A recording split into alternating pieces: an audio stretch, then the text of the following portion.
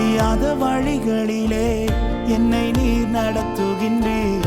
தெரியாத பாதைகளை எனக்கு முன் வைத்துள்ளீர். இருளை வெளிச்சமாய் என் முன்னே மாற்றிடுவீர்.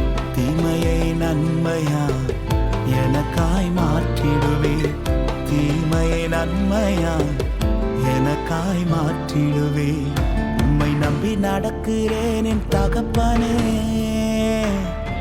உங்க பாதை நன்மை என்று நம்புகிறேன். உம்மை நம்பி நடக்கிறேன் என் இயேசுவே. உங்க பாதை நன்மை என்று நம்புகிறேன். நீங்க